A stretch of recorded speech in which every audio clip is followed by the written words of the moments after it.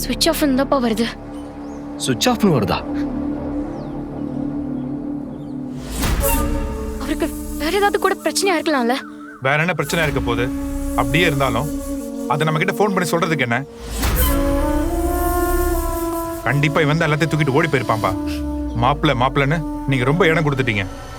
நீங்க நம்புறதை பார்த்து நானும் நம்பிட்டேன். பணம் நகையை கொடுத்து நானே போயிட்டு வாங்கன்னு வழி அனுப்பி வச்சேன். கடைசியில உன் புத்தியை காமிச்சிட்டான்ல.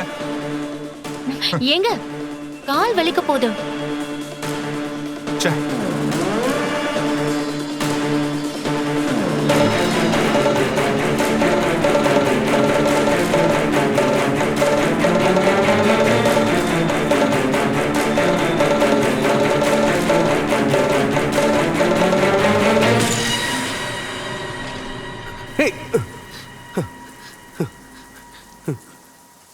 டேய் யாரா நீங்களா?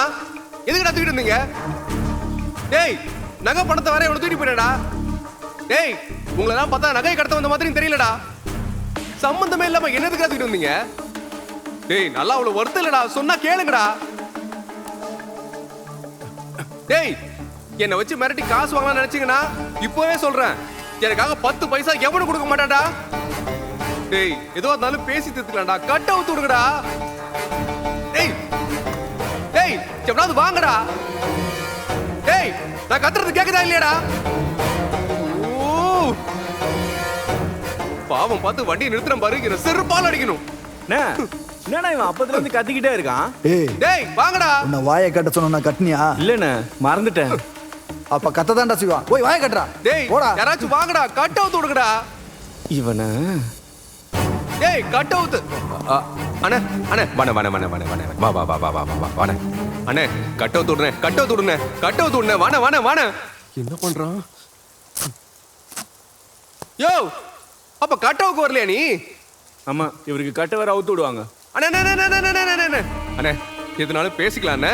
நீ கட்ட மட்டும் அவுத்து விடுனே ப்ளீஸ்ண்ணே. அண்ணே நான் சத்தியமா எங்கேயும் போக மாட்டேண்ணே, நம்ம இங்க உட்காந்து பேசுவோம். அண்ணே கட்ட மட்டும் அவுத்து விடுனே ப்ளீஸ்ண்ணே. உட்காந்து பேசுறீங்கன்னா எனக்கு மாமனா மச்சானா உட்காந்து பேசணுங்கிற?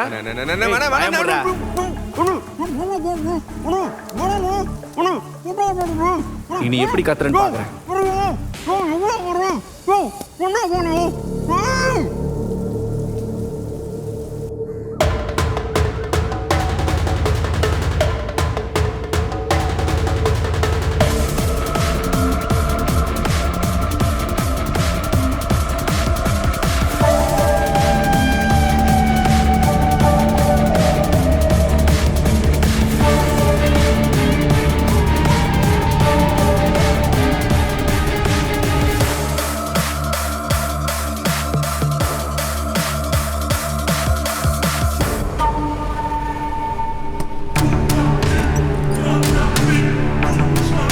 சொல்லுங்கப்பா சொல்லுங்க, உங்க மாப்பிள்ளை பண்ண திருட்டு வேலையை சொல்லுங்க.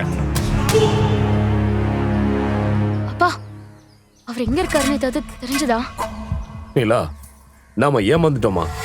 அவனை நம்பி நம்ம மோசம் போயிட்டோம். அவன் தான் பண நகை எல்லாத்தையும் திருடிட்டு ஓடிட்டான்.